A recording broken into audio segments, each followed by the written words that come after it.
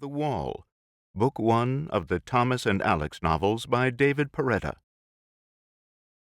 The two young men who entered the restaurant in San Salvador were slender and about 18, maybe younger, with scraggly adolescent beards and fashionable jeans full of holes. It was Monday morning, and Thomas BERTRAM was preparing the dining area for the lunch service. After tours in Iraq and Afghanistan with the Marines, Thomas's entire body reacted physically to trouble when he saw it, and this was trouble. The hair on the back of his neck bristled, and he felt a swarm of tiny butterflies inside his stomach. Gang members? Thomas smoothed out the wrinkles on the clear plastic tablecloth of the last of the 6 Formica top tables and rearranged the 4 matching chairs. As he straightened to his full height, he checked the time on the wall clock. 11:25. "We're not open yet," he said in Spanish. "We open at noon." The young men didn't answer. They wore tight jackets zipped up to the chest, one olive and the other red. Tight jackets in summer in El Salvador.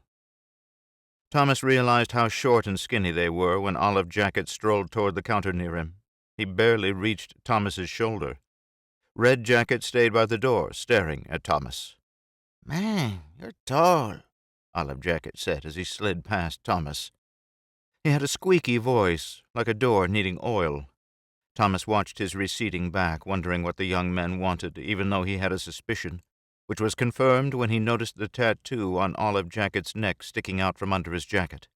He could only see a portion of it, but he knew what the letters meant. MS-13. Definitely gang members.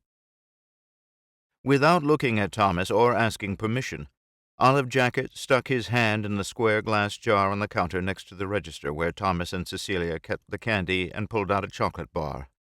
Thomas watched as he unwrapped it, tossing the wrapping on the clean floor, and started chewing while he inspected the kitchen area, his back toward Thomas. It was an act of defiance. As Thomas stepped toward him, the one in red yelled, "Eh, gringo!" Thomas turned in his direction. The young man unzipped the front of his jacket, showed Thomas his gun, a Glock, and smiled. Thomas hesitated, considering his alternatives before raising his hands with the palms out. "I don't want any trouble."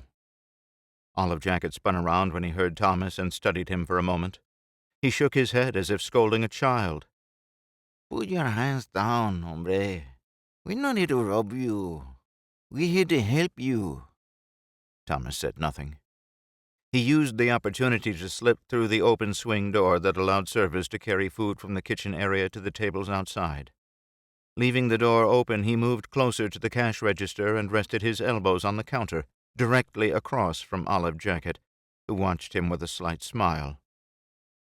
For months, ever since Cecilia's mother died, Thomas had been expecting these men. Not precisely these two, who looked young enough to be still in high school, but ones like them.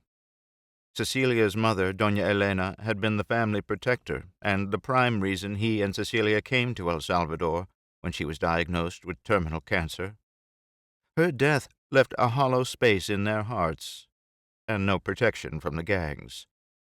Everyone in the barrio loved and respected her because of her reputation as a bruja. People lined the street to seek her advice or have limpias to clean their auras and rid themselves of bad luck and evil spirits. Many gang members believed Doña Elena's psychic powers helped keep them alive in their bloody wars. Her advice and the cleansings were always free, although she accepted gifts, and the gangs never bothered them in return. A religious and loving woman, she was able to reconcile Catholicism with the spirit world. Still, she could never break away from the habit that eventually killed her, smoking 2 packs of unfiltered Camel cigarettes a day. After 3 years of a painful illness, with the last 3 months spent in bed with an oxygen tank so she could breathe, Doña Elena finally succumbed to lung cancer. That had happened a little over 6 months ago. Cecilia and Thomas talked about going back to Asheville, North Carolina then. However, the United States had made the process difficult for Central and South Americans to enter the country. You have been listening to an audiobook excerpt from The Wall, Book One of the Thomas and Alex novels by David Pareda, published by Creative Texts Publishers, LLC. All rights reserved.